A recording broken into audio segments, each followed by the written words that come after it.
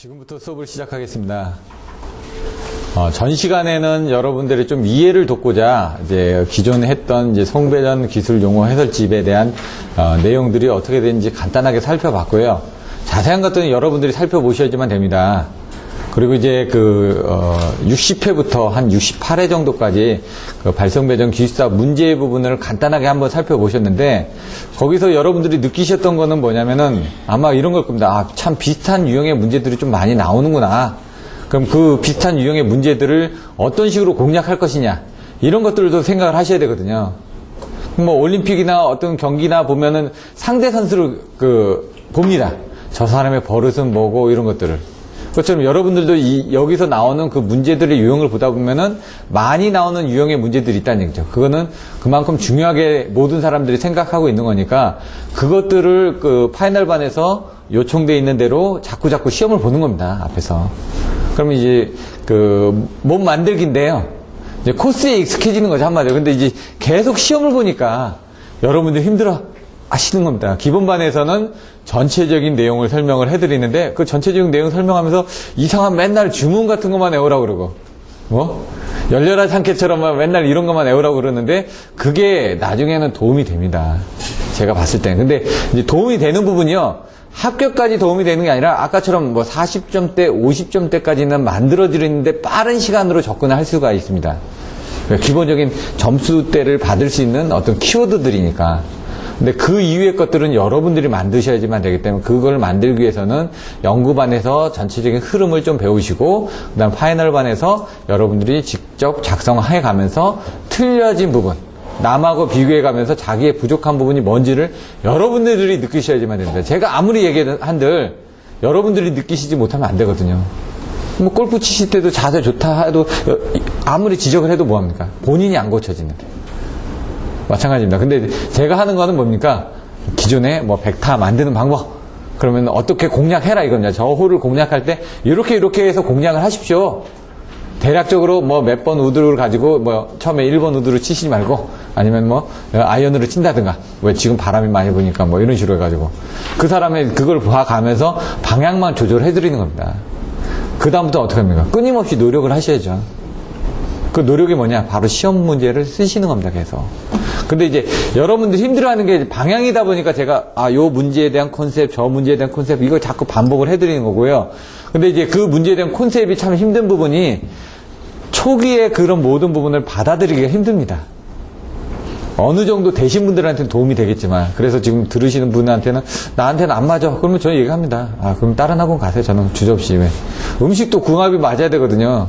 결혼도 그거 하니까 남자하고 여자가 만나가지고 누구는 얘기해도 속궁합까지 맞아야 된다고. 궁합이 맞아야 이제 사는 거죠. 근데 이제 안 맞아도 이제 어떻게 사는데, 예? 마찬가지로 여러분들이 이게 지금 안 맞아도 공부를 하지 않습니까? 잘 모르고 해도. 하지만 목표의식이 있기 때문에 이거 어떻게 해야 되니까. 나중에 어떻게 되냐. 이게 기간에 들인 것 때문에 어쩔 수 없이 하시는 분들도 있는데, 그게 아니라 끊임없이, 아까 오전에 어떤 분이 얘기하셨죠. 바늘 같은 빛만 보더라도 그 부분을 쫓아가다 보면 나중에 터널 끝이 보일 것이다. 제가 여러분들한테 해드리는 건 어떤 터널까지 인도해 드리는 것 뿐입니다. 거기서 빛만 보이게 해드리면 그다음부터 여러분들 그 빛을 쫓아서 어떻게 하실지는 여러분들이 정하셔야지만 됩니다. 근데 그 과정에서 잘 안 되거나 그런 부분들 얘기하시면, 지금 이런 방법보다는 이런 방법을 좀 하시는 게 낫습니다. 왜? 제가 시행착오를 많이 했으니까. 그거는 이제 저의 시행착오이기 때문에 여러분들하고 꼭 맞는다는 보장은 없습니다. 그래서 답안을 외우는 방법도, 답안을 전개하는 방법도, 아니면 시험 보면서 제가 채점을 점수를 받았던 그런 사례들을 가지고 얘기를 해드리다 보니까 이렇게 쓰니까 점수가 나오던데요? 그럼 여러분도 그렇게 쓰시라는 얘기입니다, 지금. 이렇게 쓰니까 점수가 잘 안 나오던데요? 이거는 이제 제가 경험을 했던 거니까. 그래서 답안지를 보시면서 글씨 참 괜찮네요. 그리고 요거는 이렇게 좀 바꿨으면, 요거는 좀 그림이 들어갔으면. 근데 그거는 이제 제가 짧은 시간 동안만 보는 거기 때문에 단편적인 부분밖에는 안 됩니다, 솔직히. 그래서 가장 좋은 건요, 여러분들이 요거를 간단하게 한번 정리를 해가지고, 진짜 안 본 상태에서 정리를 해가지고 그 다음에 한번 가져와 보십시오. 요거 좀 한번 봐주세요. 어떤가. 이렇게. 지금 제가 볼펜도 나눠드리지 않습니까? 공짜로. 한 학기 한 번씩은 제가 밥을 삽니다. 꼭. 왜냐면 그러면서 여기 계신 분들 같이 모여서 한번 식사하면서, 오늘도 자기소개를 했지만 식사하면서 그냥 많이 말고요. 약주 한 잔 정도. 그리고 왜 그렇게 친해지시다 보면 나중에 또 이제 다른 기회를 하실 수가 있으니까. 그래서 다다음 주 정도 그냥 한번 그날 합격자 발표가 나오니까, 예, 합격자 발표 나오고 난 다음이니까 뭐 어차피 또 그 새로운 기분을 달리기 위해서도 술을 마실 수도 있으니까 그때 한잔 하시는 걸로 해서 그날 한 6시부터 한 8시까지 그렇게 제가 시간을 마련을 할 테니까 뭐 시간이 되시면 참석을 하시고요. 뭐 시간을 오래 뺏지는 않습니다. 저도 또 내려가야 되니까. 근데 제가 그 다음 주에 출장을 가게 될지 안 가게 될지 잘 몰라서 그거에 따라서 그날 약속이 될지는 봐야 되고요. 그거는 이제 다음 주 정도에 한번 다시 공지를 하겠습니다. 다음 주 정도에 어차피 정리가 되니까요. 그러면 이제 이번 시간에서는 사실 이제 제가 하는 부분을 계속 반복해 드리는 겁니다. 반복해 드리는데 이제 저번 주에 반복했던 거니까 다시 한다기보다는 그냥 간단하게 한번 1번부터 10번까지만 한번 보시고 그다음에 6번부터 이제 문제풀이를 바로 들어갈 겁니다. 그러고 나서 11번부터 20번까지 또 간단하게 요약해 드리고 또 문제풀이 들어가고. 왜냐면 시간이 없으니까 빨리빨리 또 넘어가야 되거든요. 나중에 끝나고 나면 왜 뭐 가서 막 열심히 많이 들은 것 같은데 남는 게 없다고 그렇게 얘기를 하시거든요. 근데 남는 게 없는 건요, 여러분들도 같이 하셔야지만 됩니다. 저는 진짜 열심히 노력합니다. 매번 와서 보시면 아침 9시부터 6시까지 쉬지 않고 얘기하거든요. 다른 사람보다 한 2배 이상 얘기합니다. 예?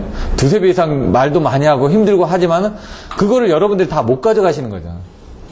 아까도 그러시더라고요. 그러니까 점심 식사하면서 나는 가방만 들고 학원 다녔습니다. 저도 그랬거든요.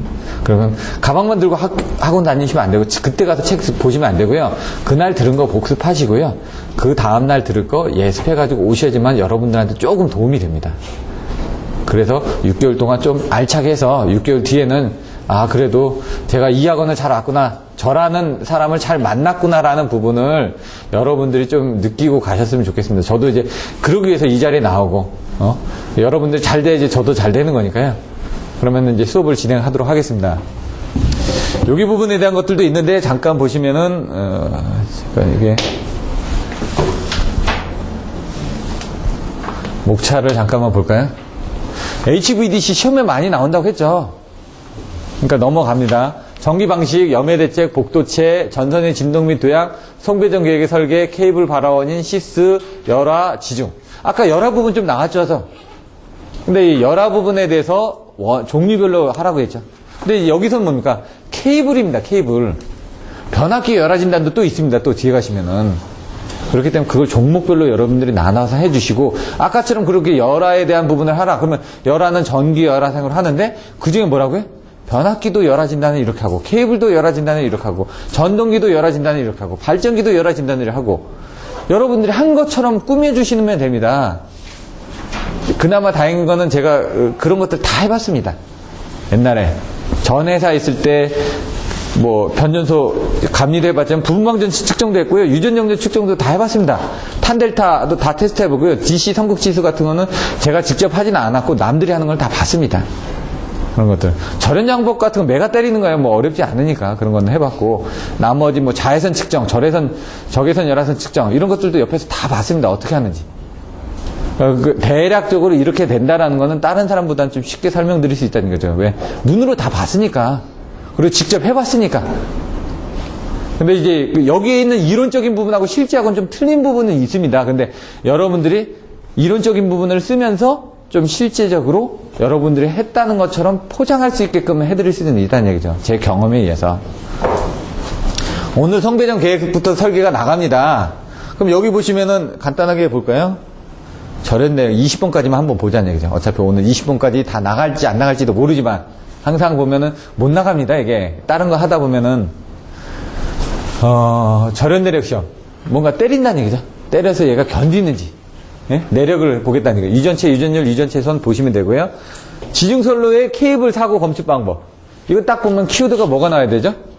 머퍼라다, 머레이루프법, 펄스레이더법, 아크반사법, 디케이법. 근데 이게 어디 있냐면요, 아까 그 송배전 기술 용어 해설집에 있습니다.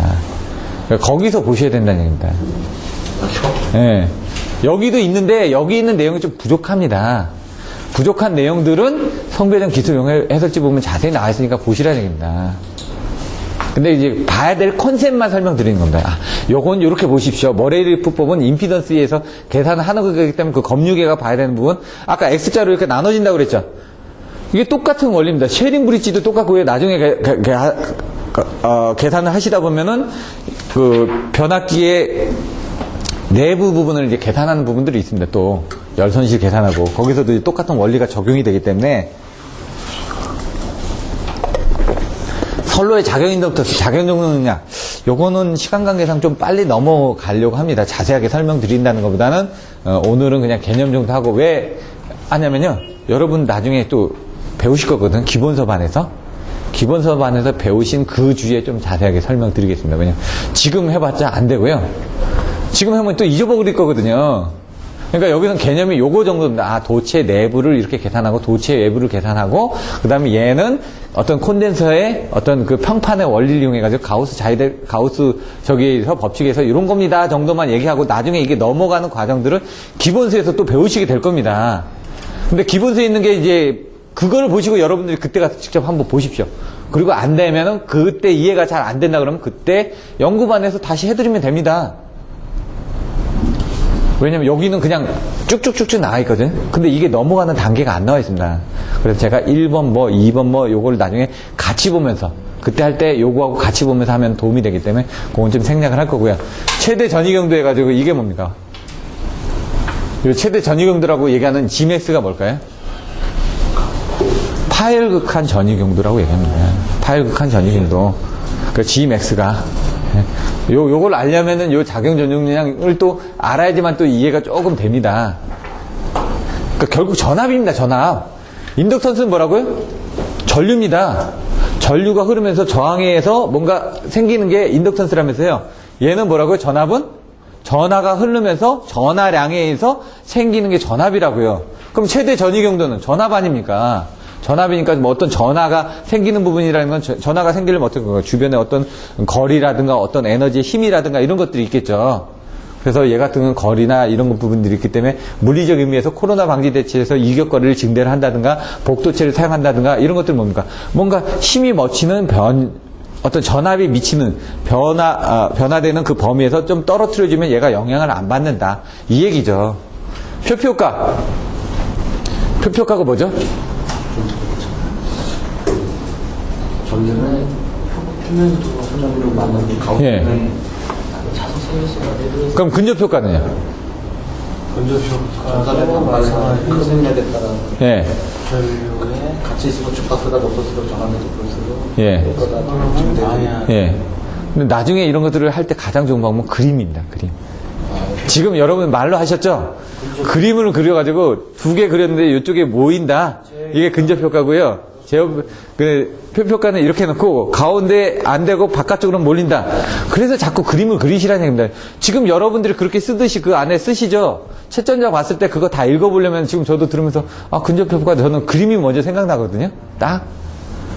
그러니까 그렇게 설명을 하면서 그림을 그려주시라는 얘기입니다. 다. 그러니까 항상 그림을 가지고 보시라는 얘기죠. 성존 용량 증대 방안. 뭐가 있죠? 고성상수? 예, 고성상수. 그럼 뭐죠? 고가? 고유부합법. 근데 그렇게 하면 이제 그 성존용량 증대 방안이 아니라 성존용량 계산법이 되는 거죠. 예?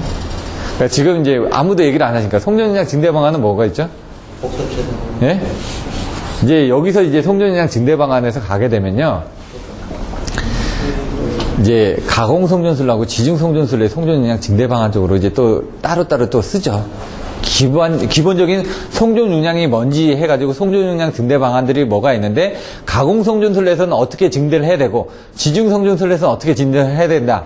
그러면 이건 가공하고 지둥으로, 그러니까 요것만 봤을 때는 가공 성존술의 성존 용량 증대 방안, 지중 성존술의 성존 용량 증대 방안 이렇게 나오는 게 먼저 답인데, 그걸 쓰기 전에 성존 용량이 뭐고 성존 용량을 계산하는 방법들이 뭐가 있는데 그 중에 뭐가 있다 이렇게 풀어서 쓴 거죠. 25점짜리를 쓰기 위해서. 그럼 가공 성존술의 성존 용량 증대 방안이 뭐죠? 키워드? 복승신. 복이 뭐죠? 복도체. 승은? 전압의 승합. 그 복전신으로 외우면 헷갈리니까 복승신으로 외우는 겁니다. 승합이니까 신도체입니다. 그럼 지중 케이블의 성존 용량 증대 방안은 뭐죠? 키워드 세 글자. 예? 광극초, 관로 기준 케이블, 극저온 케이블, 초전도 케이블, 다 온도에 관련된 부분이랍니다. 송전 용량을 제한하는 요소, 뭐가 있을까요? 예? 요건 한번 봐야 되겠는데, 저도. 송전 용량 계략 계산법. 그게 약간 고송상수, 고산수, 고유보화법, 송전용량 계수법, 상차각에 의한 방법, 스는 뭐라고요? 실험시. 스틸의 실험시. 여러분들 오늘 아신 건, 스틸이라는 사람이 미국 사람이구나. 예? 하나 더 아셨죠? 이런 식으로. 자, 6번부터 보겠습니다. 키워드를 한번 보면은, 이제 보기 전에 한번 키워드를 또 가시자 이거죠. 왜냐면, 준비가 안 됐으니까 지금 여러분들한테 자꾸 6번이, 여기는 없네요. 지금 없으니까. 이것도 자꾸 보여드리는 부분이 여러분들이 6번에 다음 게 뭐였죠? 지중전설론가요? 시스죠? 네. 시스 유기전압이 그 다음에 나오죠. 자, 보면 시스 유기전압 저감대책. 이렇게 나오죠. 유기전압에 저감을 하기 위해서는 접지한다. 접지를 하기 위해서는 여러 가지 방법인데 여기 세 가지가 있다. 완전 접지, 편단 접지, 그리고 크로스본드 접지. 요게 나와야 된다는 얘기죠. 요게. 가장 키워드가. 저번에 다 설명드렸으니까. 케이블이 열화진다 뭐라고? 전기 열화생. 근데 거기서 전기적 열화에 대한 부분은 전수화. 그리고 열화에 대한 진단 방법은 사선 상태, 활선 상태. 그럼 절직 유부, 누수 활적. 요런 키워드. 근데 이 내용들이 조금 부족합니다. 솔직히. 부족한 부분 채워 넣으시면 됩니다. 이 그림 같은 게 DC 같은 것도 성국지수에 대한 설명도 없고 그런데 다른 자료하고 비교해 보시면 되는데 여기는 그냥 그 모범 답안식으로 해가지고 키워드 위주로 써놨기 때문에 여러분들이 답안지는 이런 형태로 쓰는구나 라는 것만 보시라는 얘기지. 이게 지금 여기는 뭐라고 700점을 위한 토익의 700점을 위한 단계입니다. 900점을 위한 단계가 아니라 형태를 맞춰 나가는 겁니다. 지금. 물론 여기서 괜찮은 답안지들도 있지만 좀 부족한 답안지들도 있습니다. 그럼 부족한 답안지들은 여러분들이 채워 나가셔야 되는데 그런 것들은 다른 자료를 가지고 여러분들 채워 나가셔야 된다는 얘기죠. 더 좋은 자료들 많이 있으니까 짬뽕해서 적절히 배치해서. 근데 기본적인 걸 쓰는 데는 괜찮은 자료들도 많이 있습니다. 그래서 이걸 한 거고 뒤에 보시면 여기 문제들 지금 여기 한 120문제 정도 있죠. 그거 다 괜찮은 문제입니다. 단지 답안지에 이게 25점짜리면 채점을 한다면 한 15점짜리부터 25점까지의 어떤 답안지 형태가 있기 때문에 15점짜리를 보셨을 때는 여러분 좀 미흡하다고 느낄 거고 20점짜리 이상 거는 잘 썼다라고 보실 거고. 근데 이게 다른 사람들도 다 이거 가지고 베껴서 썼기 때문에 답안지 형태는 거의 다 유사합니다. 거의 7, 80%가 다 똑같습니다. 지중전설로 아까 얘기했죠. 3장에서 배우신다고요. 미리 배우는 겁니다. 직면식, 관로식, 전력구식 이 세 가지.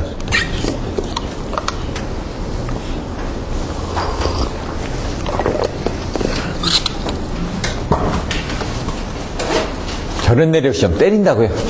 뭘 때리냐 이거죠. 전압도 때리고 유정정접도 때리고 부분방전도 때리고. 예? 충격 전압이라는 거는 아까 전압을 때리는데 그걸 이제 절연 내력 시험을 하게 되면 이제 저희들이 얘기하는 절연 저항법을 해가지고 메가를 때려가지고 하는 방법들도 있을 거고요. 유전 정렬법은 아까처럼 여기도 전압을 때리는 겁니다, 사실은. 근데 이제 DC를 때립니다, DC를. 유전 정렬법에서는. DC 1kV에서 10kV 사이를 왔다 갔다 하면서 때리거든요. 그래서 거기서 변화되어 있는 R과 C에 대한 어떤 탄델타.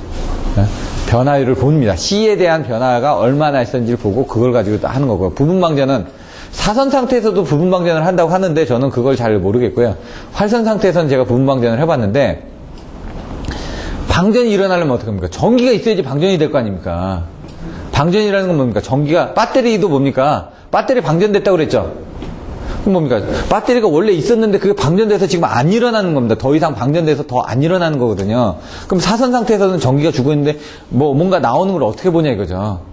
그래서 이런 것들은 사선 상태에서도 부분방전이 일어난다고 하는데 저는 좀 잘 이해가 안 되고 활선 상태에서 뭔가 약해지면서 힘이 바깥으로 빠져나오는 걸 보는 겁니다. 보는데 이제 PD라고 얘기합니다. PD. 파셜 디스차지. 파셜. 부분적으로 디스차지. 차지는 충전이고 디스차지니까 방전입니다. 부분적으로 방전이 일어나는 현상.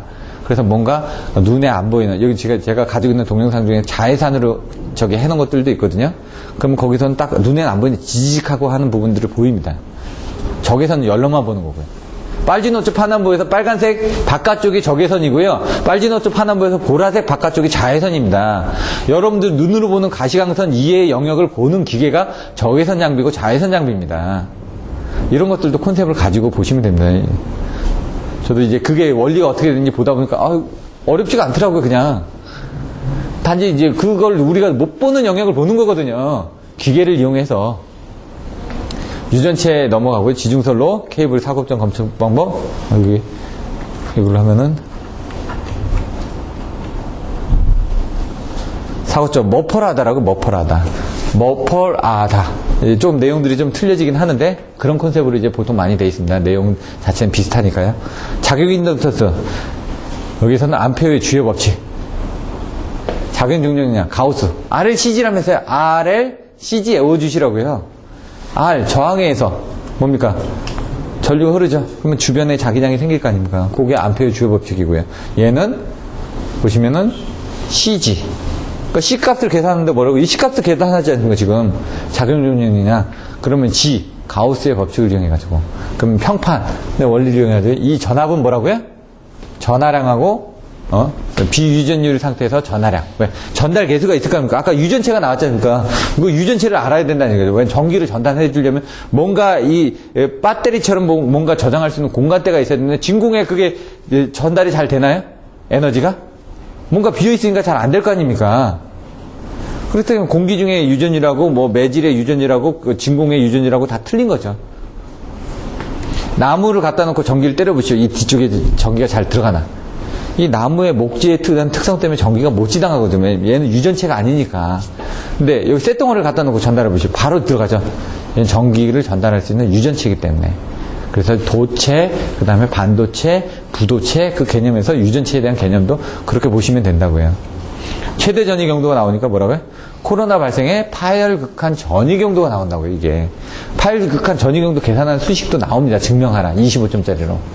근데 여러분들이 이것도 모르는데 이게 지금 동심원 전극 간의 전위 경도 이것도 가끔 나왔었거든. 계산 문제를 해가지고 여 구간에서 A하고 B하고 해서 계산하라. 그래서 먼저 제가 보기에는 요거를 먼저 다 외우시고 이게 더 시험에 많이 나오니까 이걸 외우시고 이게 다 이해가 되셨으면 그 다음에 얘로 들어가십시오. 처음부터 얘 가지고 하다 보면 지칩니다. 그러니까 저는 여러분을 먼저 40점짜리로 밀어놓고 40점짜리가 되면 50점짜리를 밀어놓고 50점이 되면 60점짜리를 밀어넣어야 되거든요. 물론 이게 60점을 넘어가기 위한 조건은 됩니다. 근데 처음부터 하면 지쳐버려서 다른 게 안 들어갑니다. 머릿속에. 다른 거 먼저 머릿속에 넣어야 될 것부터 넣어드리고 나서 이게 다 이해가 되셨으면 이걸 집어넣겠다는 얘기죠. 그래서 이런 것들은 좀 간단하게 넘어가는데요. 여기 뭡니까? 아까 가우스의 정리로부터 전이차가 생기는데 전하량하고 전이차가 생기면서 어떤 외부의 전이 경도가 나오는데 그 외부에 대한 전이 경도가 견딜 수 있느냐 많느냐를 가지고 따진다는 얘기죠. 절연 부분을. 그런 컨셉 정도만 생각하시면 된다는 얘기죠. 그 다음에 표피효과 아까 설명드렸죠. 그림 생각하시라고요. 전선의 유효단면적이 줄고 저항값. 전선의 유효단면적이 준다라는 게 표피효과의 가장 큰 내용입니다. 도체에 의한 자석 때문에 가운데 간섭 현상이 일어나가지고 전류가 가운데로 흐르지 않고 바깥으로 흐르려는 현상. 그러니까 그걸로 인해서 전선의 유효단면적이 준다 이거죠. 왜 생기냐 이거죠. 현상은 뭐라고? 바깥으로만 돈다고요. 왜? 간섭 현상에서 자석에 의한 간섭 현상 때문에 이런 식으로 할 때도 아까처럼 막 주구절절하게 얘기하시는 게 아니라요. 이런 현상은 뭐 때문에 생겼고 그것들은 어떤 영향을 미친다. 이런 식으로 원인과 결과가 있어야 되겠죠. 그런 식으로 이제 답안들을 쓰는 거를 좀 정리를 해가지고 쓰시는 역할을 하셔야 된다는 얘기예요. 그게 잘 안 되니까. 그래서 요 키워드를 보시면 표피효과 증명, 현상 이유, 근데 내용, 요인이 어떻게 되고 대책은 뭐고 이렇게 이제 쪼개서 쓰시는 걸 자꾸 연습하시면 여기 다 똑같이 돼 있죠. 개요. 그래서 처음에 쓰실 때는 개요 해놓고 밑에다 이렇게 좀 쓰시고 그 다음에 뭐 쓰고 그 다음에 밑에 들어가지고 성존능량 증대 방안 아까 보셨죠. 단거리, 장거리. 자, 아까는 뭐 지중 가공 이렇게 얘기했는데 여기서도 보시면 송전 용량 증대를 하기 위해서는 단거리 송전선로에 여기는 지금 다 송전 용량입니다. 2번, 3번, 4번은. 근데 송전 용량 증대 방안이라고 해서 이 두 개만 쓰면은 내용이 약하니까 그러면 어떻게 하냐. 송전 용량이 뭐라는 걸 설명을 해줘야 되니까 송전 용량은 단거리하고 중거리에서는 이만큼이 생기는데 그것들을 계산하기 위해서는 이런 방법들을 사용한다. 그런데 가공하고 지중송전선로는 송전 용량이 이렇게 돼 있는데 그걸 증대하기 위해서는 아까 복승신 보시면 여기 복승신 나오나요? 복승신, 관극초 요거를 외워주시라고요. 그러니까 이것도 어려운 게 아닌 게 딱 보면 송전 용량 증대 방안, 송전 용량이 뭔지 설명하고 그다음 가공하고 지중을 설명하는데 거기에 복승신, 관극초만 외우면 답 쓰신다는 얘기입니다. 지금 흐름은 지금 나왔지 않습니까? 지금 그 흐름을 자꾸 반복해서 문제 보는 순간에 그 흐름을 여러분들이 써 나가시라는 얘기죠. 근데 그 흐름에 살을 붙이는 거는 여러분 몫이라는 얘기죠. 제가 어떻게 해드릴 수가 없으니까. 근데 처음에 살을 붙일 수 있게끔 요 개념을 잡아드리는 건 합니다. 그게 중요하니까. 개념 잡는데 시간이 많이 걸리니까. 근데 그걸 해놓고 나서 여러분들 끄집어내어 오시는 데 있어서 잘 이해가 안 된다 그러면 그 이해 부분은 기본만 가서 조금 더 이해를 시켜드리고 여기서도 안 되면 자꾸 더 설명드립니다. 근데 이제 이해됐으면 그 쓰시는 건 여러분들 쓰셔야 되거든요. 어떻게든 말을 만들어서. 자, 그 다음에 송전용량 계산법 뭐라고요? 고성상수. 이 정도가 돼 있다는 얘기죠.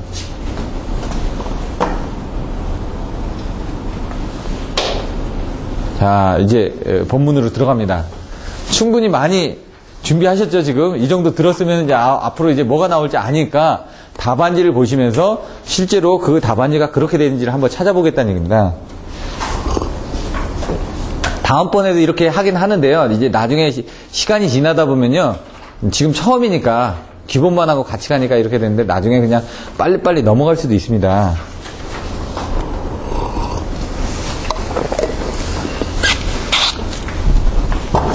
자, 보시면요. 송전선로의 방식 선정. 지중이냐 가공이냐 먼저 선정하라는 얘기입니다. 지금 가공일 때는 암거이냐 직매냐 공동구식이냐 뭐 이렇게 나눠져 있다는 얘기고요. 경과지 선정 이거는 한번 보시면 되겠습니다. 환경면, 유도장애 방지면 이건 뭐 제가 따로 뭐라고 어떻게 설명드리기 힘든 게 그냥 한번 읽어보시면 될 것 같습니다. 뭐 중요한 내용들은 아니니까. 네, 여기서 보시면은 이런 내용들이 나왔죠. 전압을 선정하는데 그러니까 계획 중에 하나가 여기서는 어떤 의도로 이걸 썼는지 한번 같이 보셔야 되는데 제목이 뭐였죠? 송전선로의 방식 선정입니다. 송전선로의 방식. 방식이라니까 이게 뭐냐 이거죠. 1회선일 수도 있고 2회선일 수도 있고 아니면 154일 수도 있고 345일 수도 있고 765일 수도 있고요. 그러면 154가 나와야 된다는 거는 거기에 대한 용량도 정해지겠죠. 그러면 154일 때는 왜 154가 나왔냐 이거죠. 그래서 이 송전선로의 방식은 이제 경과지를 먼저 선정했던데 어디로 갈 건지 그건 딱 정해져 있지 않습니까? 왜냐면 여기하고 필요하니까 그래서 그 구간을 최소화시키는 거죠. 우리도 어떻게 보면 KTX 나가는 구간 여기서 여기 간다는 건 나와 있죠. 근데 어디로 갈지는 어떻게 합니까? 문화재라든가 아니면 주변의 요건이라든가 그런 걸 고려해서 한다는 얘기죠. 근데 이제 그 다음에 부딪히는 게 뭡니까? 역입니다. 역. 어디다 역을 세울까? 이거죠. 그럼 뭡니까? 시간도 틀려진다는 얘기예요. 역을 세우면 시간도 틀려지거든요. 그러니까 여기도 이제 뭐 철탑을 세우는 거는 어디로 가든 상관없습니다. 근데 그러면 얼마짜리 철탑을 세울 거냐? 154를 세울 거냐? 345를 세울 거냐? 76을 세울 거냐? 이게 중요하다는 얘기죠. 이거 지금 뭐 환경 쪽으로 가면서 하는 것들은 읽어보시라는 얘기입니다. 이게 뭐 그 정기적으로 뭐 그런 부분이 아니라 말 그대로 루트를 선정하는 거니까. 그래서 나온 게 이제 전압을 선정할 때 154를 선정할지 345를 선정할지 왜 거기서 여기까지 얼마를 보낼 거냐? 사람이 많이 간다 그러면 열량을 보내야 되겠죠. 사람이 적게 가면 6량만 보내면 될 거 아닙니까? 그래서 경제적인 전압을 선정하기 위해서 스트레이 실험식 5.5에 0.6 낼 100분의 PR. 아까 이거 틀렸죠? 이렇게. 그거 보시라는 얘기죠. 그 송배전 기술 용어 해설집에 거기 안 갔습니다, 지금. 지지물. 철탑의 경과지, 송전선로의 경과지 선정이니까 철탑이 쓰여졌는데, 이제 철탑은 이제 2장의 가공 송전선로 뒷부분에 나옵니다. 뒷부분에 보시면은, 아까 성형사 있었죠? 성질상, 형태상, 사용목적상. 성질상하고 형태상은 거의 비슷합니다. 근데 사용목적이 이제 틀려지죠. 직각 엉내 뭐 이렇게만 외우시면 되는데 A, B, C, D 이렇게 E까지 해서 그래서 그 직선 철답은 A형이고요. 각도 철답은 B형 내지 C형입니다. 엉류 철답은 D형으로 해가지고 뭔가 힘을 받는 부분. 내장 철답은 10개 중에 하나씩. 아까처럼 제가 7개 떨어졌다고 했죠. 근데 그게 다 떨어지면 안 되니까 중간에 버텨줘야지만 된다는 얘기예요. 도미노처럼 다 넘어가면 어떻게 됩니까? 힘이 똑같은 놈이 있다 그러면요. 한 대가 넘어가면요. 그 힘이 그 다음에도 똑같이 전달이 됩니다. 그러면 도미노처럼 다 넘어가니까 어떻게 합니까? 중간에 한 놈이 좀 센 놈이 버티고 있어야지 그 다음으로 안 넘어갈 거 아닙니까? 얘는 그런 내용들입니다. 그래서 10기당 1기 정도 해가지고 중간에 보강하게서 뭐 엉유설답도 아까 보시면 그런 내용이긴 하지만 거기는 각도가 있는 거고요. 얘는 각도에 상관없이 중간중간에 뭔가 힘을 받아주는 부분이 필요하더라. 그런 컨셉으로 보시면 됩니다. 회선수는 위에선 이상 설계한다 그랬죠. 그러니까 아까처럼 1호사를 쓸 거냐 3, 4호를 쓸 거냐 뭐 이거에서 이제 1회선을 쓸 거냐 2회선 쓸 거냐. 제가 본 거는 4회선도 있죠. 저 안산 쪽 가서 보시면 서해안 쪽 이렇게 가서 보시면 4회선 많습니다. 가공지선 당연히 설치하는 거죠. 근데 가공지선은 왜 설치를 하냐 이거죠. 직경 내 유도로부터 보호를 하기 위해서. 그리고 어떤 충격파가 이상전압 내습을 했을 때 어떻게 합니까? 가공지선을 통해서 철탑을 통해서 대지로 방전을 하기 때문에 파도 준도를 경감할 수가 있고요. 그걸로 인해서 뭐라고요? 통신선의 유도장애를 방지할 수 있다고요. 전력선 측에 대한 대책, 통신선 측에 대한 대책. 전자유도등에서 나오죠? 절연협조. 이 절연협조가 좀 어렵습니다, 여기서는. 근데 이 절연협조를 간단하게만 이렇게 써놨는데, 이렇게 많은 내용인데, 여기선 그냥 이거죠. 송전선에 대해서. 그러면 아니, 송전선은 이제 철탑 쪽이니까 어떤 그 절연협조를 하기 위해서는 뭔가 좀 견뎌줘야 되니까. 견뎌주기 위해서는 복도체를 사용하게 되면 이격거리가 늘어나면서 어떤 그 자체 코로나 인계점이 커진다면서요. 그럼 코로나 인계점이 커지게 되면은 아까처럼 뭐 얘가 좀 또 튼튼해지는 거니까. 그런 측면에서 적용을 한 겁니다. 273 플러스 T분의 0.386B. T는 온도고요. B가 뭐였죠? 기압이었죠? T는 뭐 20도씨 기준으로 해가지고 뭐 이렇게 조금씩 왔다 갔다 하면 되는 거고, T는 760mmHg. 여기 이제 제가 헥타파스칼을 했나요? 제가 이름을 다 잊어버렸는데, 이게 압력입니다, 압력. B가.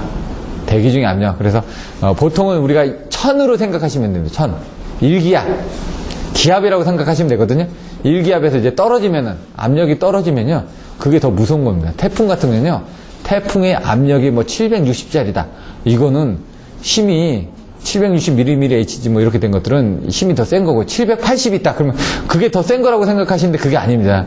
천의 기준에서 얼마나 차이가 나냐 이거죠. 그만큼 잠재력을 가지고 있다는 거죠. 얘가 에너지를 얼마나 방출할 수 있는 왜 마이너스의 에너지를 가지고 있다가 그게 점차로 가면서 힘이 줄어들면 천으로 올라가는 거거든요. 이런 것들도 이제 뭐 그냥 나중에 뭐 보시면은 보통 한 780 뭐 요 정도인데 뭐 별 차이 없거든요. 별 차이 없는데 그게 에너지가 틀려진다는 얘기죠. 이번에 나왔던 거죠. 절연협조에서 뭐 이해선에 대한. 이거는 사실은 뭡니까? 발전소에서 절연협조. 절연협조가 얘기하면 저는 키워드로 발변주배를 나옵니다. 발변주배, 피가적, 애가 철교, 불제, 역피. 한번 적어주시면요. 발변주배.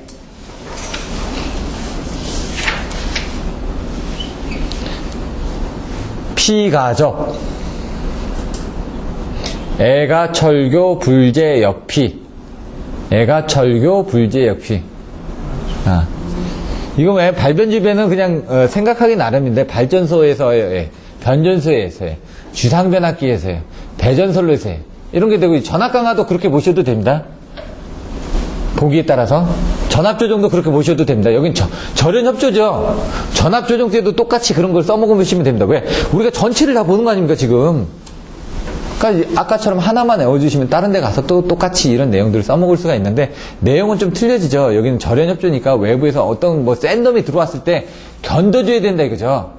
센 놈이 들어왔을 때 견디는 게 뭐라고요? 접지라고요. 피가접이라면서요. 접지라는 게 다 들어가는 겁니다. 근데 피레기를 다는 겁니다. 피레기를 달아서 접지를 통해서 빠지는 거 아닙니까? 가공지선을 설치하는 겁니다. 왜? 보호막을 두르는 거죠. 가공지선이 어디 있습니까? 맨 위에 있지 않습니까? 번개가 치면 거기로 먼저 붙죠. 그러면 철탑으로 가가지고 철탑에 피레기를 통해서 방전이 되거나 아니면 피레기의 접지정을 통해서 대지로 방전이 되겠죠. 그러면서 이제 역선락이 일어나고 경관 역선락이 일어나는 거죠. 그 역선락이 일어나지 않게끔 하려면 어떻게 해야 된다고요? 철탑과 예? 이 말들이 다 이상한데요, 지금. 이제 여러분들 정확하게 아셔야 될 게요. 교락편은 어떤 데 쓴다고요? 예? 역선락 반지. 그러면은 섬락은 악행원. 그리고 이제 철탑각의 접지장을 저감을 하는 방법도 있고요. 그러니까 섬락은 악행원이고요. 근데 역선락은 피레기에 예? 그 철탑각 접지장을 저감을 함으로 인해 가지고 왜 철탑각의 접지장이 크기 때문에 다시 저쪽으로 돌아가는 겁니다. 그러니까 가공지선으로 치고 들어온 게 송전선 쪽으로 넘어가는 게 역선락이고요. 그걸 방지하기 위해서. 그리고 경관역선락은 교락편을 설치하는 거죠. 경관역선락은 아까 상단 스페이서처럼 이렇게 돼 있는 부분이. 그래서 이걸 정확하게 알고 계시면 됩니다. 그림으로. 여러분 혼돈이 일어나는 게 그림을 그려보시면요. 이건 뭐든지 이제 뒤에 또 나오는데 이렇게 보시면은 교수님 칠판에다 그려주시면 안 될까요? 예? 저도 좀 헷갈리는데 자 저도 한번 봐야 되는데 이게 섬락이 일어났습니다. 섬락이라는 건 뭔가 하나가 받아가지고 다른 쪽으로 넘어가는 게 섬락인데 아크. 근데 이제 이게 타고 이쪽으로 넘어가야 되는데 여기 접시장이 너무 큽니다. 크니까 얘가 못 지나갈 거 아닙니까? 못 지나가니까 아 얘가 지금 돌아갈 데가 어디 있습니까? 이쪽으로 다시 돌아가야 되는데 이쪽보다는 여기 지금 애자가 이렇게 달려있죠. 애자가 달려있으니까 이쪽을 통해서 이쪽에 넘어가는 게 이게 역선락입니다. 그런 것들을 하기 위해서 여기다 뭐 이런 것들을 달아가지고 가상궁을 이용해서 애자가 문제 생기지 않게끔 뭐 방지를 한다든가. 왜? 여기에 애자련의 전압 분포를 균등하게 해가지고 얘를 지금 충분히 다 견딜 수 있게끔 해줘야 된다는 얘기죠. 근데 이제 경관 역선락이라는 건 그게 아니라 여기 상에서 이렇게 쳤습니다. 예를 들어 상선에. 그럼 여기가 너무 아까처럼 이렇게 가깝다든가 하면 얘가 문제가 생길 거 아닙니까? 절연이 얘가 이쪽을 타고 가야 되는데 이쪽이 좀 가까우니까 얘가 이쪽으로 가지 않고 이쪽으로 타고 넘어가는 겁니다. 그걸 방지하기 위해서 여기다 교락편이라는 걸 설치해가지고 좀 더 길게 이렇게 잡아준다는 거죠. 아까 상간 스페이서처럼 이렇게 어느 정도를 잡아주면 거리가 멀어지니까 얘가 이쪽으로 안 타고 넘어가도 되죠. 왜? 여기는 충분한 절연이 있으니까. 그러니까 이쪽으로 타고 넘어가서 넘어가는 거죠. 섬락 같은 건 피레기를 통해서 이렇게 없애지는 거고, 이런 역섬락 같은 경우는 이런 것들을 지금 애자련이나 이런 것들을 분포를 해가지고 바꿔줄 수가 있고, 그 다음에 경관 역섬락은 교력편을 설치해야 되고, 이런 부분들. 그림이 또 나와 있으니까 이 그림 부분은 자료가 있습니다. 나중에 그 부분을 하실 때 그 10점짜리를 해가지고 자세히 그려놓은 그 다른 사람이 답안지가 있습니다. 그거를 드릴 테니까 그걸 보시면 좀 더 도움이 될 겁니다. 그래서 이런 것들은 그때 가서 관련되어 있는 자료들을 또 보여드립니다.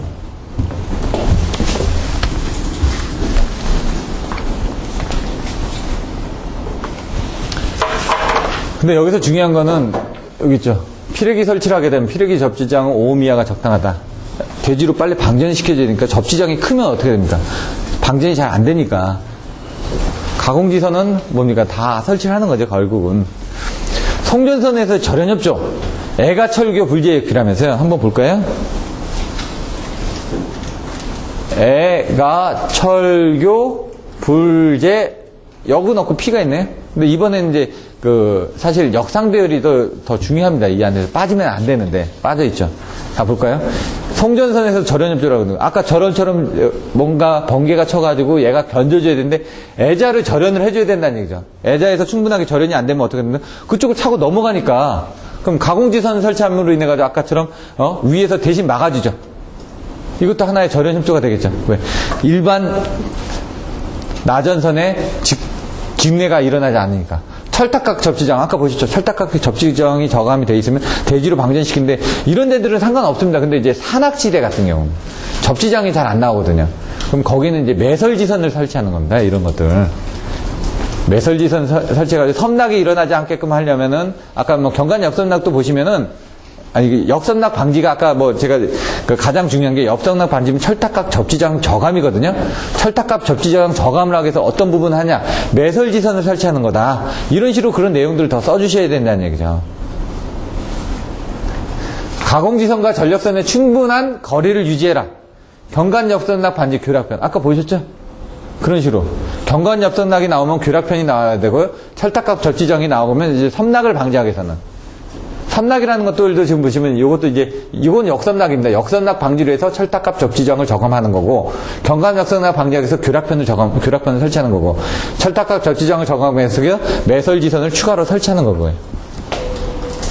불평행절열 아까처럼 터지면은 똑같은 놈이 힘이 가지고 있으면 똑같이 터진다고요. 그래서 하나를 더 한쪽에는 10개 설치하고 하나는 12개 설치합니다. 그럼 똑같은 힘이 가면 10개 먼저 터지겠죠? 10개 먼저 터지면서 어떻게 합니까? 그 에너지가 빠져나가니까 12개짜리는 견딜 거 아닙니까? 그런 부분이고요. 역상배열은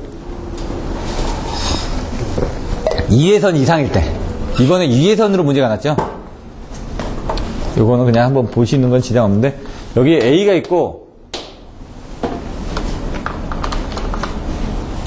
여기가 A가 있고, 여기가 B가 있고, 얘가 C가 있습니다. 그럼 역상배열이라는 건 어떻게 될까요? 그 다음에는? A, C, B. 아니죠. CBA가 되죠. 역상이니까 반대로. 그럼 어떻게 하냐? 번개가 쳤습니다. 그럼 어떻게 됩니까? 이렇게 나가면은. 또는 이렇게 나가면은. 나머지 상에 A, B, C가 나오지 않습니까? 이렇게. 그래서 송전할 수 있는 겁니다, 지금. B는 가운데 있고 AC가 있으니까 이쪽으로 치든 간에 저쪽으로 치든 간에 요렇게까지 4개가 쳤다. 이건 어쩔 수가 없는 거고. 근데 요렇게 쳤다. 그럼 나머지 송전선으로 해가지고 한해서는 송전할 수가 있으니까. 그림에서 이런 걸 그려주셔야 된다는 얘기죠. 그래서 역상배열은. 그러니까 이게 여긴 빠져있죠, 지금. 자. 그런 것들을 이제 나중에 보시다 보면 그림들이 나와 있습니다. 제페로 방식. 제페로는 빨리 붙었다 떨어뜨리면 그 아크를 빨리 없애주니까. 하이스피드 그라운드 스위치가 돼요. 제페로의 종류가 몇 개가 있죠? 4가지. 단상. 예. 예. 예, 그렇게 외워주셔도 되고요. 예. 어렵지가 않지 않습니까? 들어보면 어렵나요? 단상 있고, 삼상 있고, 단상 플러스 삼상 있고, 그 다음 다상이 있고. 어려운 게 없죠. 근데 바로바로 나와주고 거기에 대한 장단점이 뭔지 이제 써주시면 됩니다. 그것도 이제 알고 보면 어렵지가 않거든요. 처음에가 어려워서 그렇지. 피가접입니다. 다 피가접. 가피죠. 여기 보시면 가공지선, 피레기, 접지 다 이겁니다. 무조건. 예? 피가 나. 도체굵기, 켈빈에 붙지 2장이 나온다고 그랬죠. 딱 보면 뭐라고요? 건설 후의 전선의 단위기를 기준으로 해서 여기서 1년간에 있거든요. 제가 ROI가 1년이라고 그랬죠? 1년간에 있게 되는 손실 전력량의 금액과 그러니까 연 경비 정도로 생각하시라고. 연 1년 동안 뭔가 잃는 거 아닙니까? 손실에 의해서 잃죠. 근데 뭐라고? 처음에 구입할 때 단가. 처음에 구입한 단위거리의 전선비에 대한 이자와 상각비를 가산한 연경비. 연경비하고 얘가 손실 부분. 그러니까 제가 아까 설명드릴 땐 개념으로 이렇게 설명을 드렸지만 여러분들 보실 때는 1년간에 이렇게 되는 손실 전력량의 금액하고 그 이자도 1년이죠. 이 처음에 구입한 그 이자에 대한 이자의 감가상각비. 이 상각비라는 건 뭡니까? 손실이 이루어지는 부분. 얘가 1,000원에 샀습니다. 자동차를. 내년에 1,000원에 팔 수 있습니까? 900원이나 800원에 팔아야 된다는 얘기죠. 감가상각이 이루어지니까. 네. 그런 것들을 더해가지고 이자와 상각비 얼마만큼 떨어지냐. 감가상각은 얼마만큼 떨어졌다고 해서 이거를 얼마 정도 된다라 하는 거고, 상각비는 여기 지금 이자는 뭡니까? 이거 지금 처음에 1,000원짜리를 샀다. 그럼 1,000원에 대한 이자 부분이 있을 거고, 그 다음에 여기 떨어지는 부분이 있을 거 아닙니까? 그걸 합한 금액하고 이 처음에 1년 동안 하는 그 손실 전력량의 금액이 같았을 때가 가장 경제적인 부분이라는 얘기죠. ROI로 따졌을 때. 왜냐면 우리가 이걸 10년이든 20년이든 써야 되는데 처음에 요 정도로 썼을 때, 그럼 요 정도 단가로 썼을 때 가장 경제적이라는 걸 이 사람이 그렇게 정의를 해놨다는 얘기입니다. 요거는 지금 보시면 나중에 뭐 땡땡땡땡땡땡은 니콜 해가지고 3개를 외우거든요. WAB는 뭐 해가지고 외우는 방법들이 있습니다. 또 가서 보시면은. 근데 그걸로 외워주셔야죠, 뭐. 근데 이제 W가 뭐고 A가 뭐고 뭐 이런 부분을 또 외워주셔야 되니까 헷갈리니까 그 부분을 아예 요 그림을 해가지고 여기 이자가 있다. 1,000원이라는 부분이 있다. 그러면 내가 1,000원 주고 샀을 거 아닙니까? 예? 그럼 1,000원 주고 사는 부분에 대한 손실, 여기 이 손실이 어떤 부분이 있을 거고 여기서 감가상각비하고 여기 이자가 있을 텐데 그게 같아지는 부분이다. 그런 식으로 그냥 그림을 그려서 하셔도 되고요. 접지 방식 선정, 보호 방식 선정 이렇게 돼 있는데 그냥 간단하게만 언급을 하고 빠졌습니다. 케이블 발화 원인, 영향 10번까지만 좀 하고 쉴 텐데요.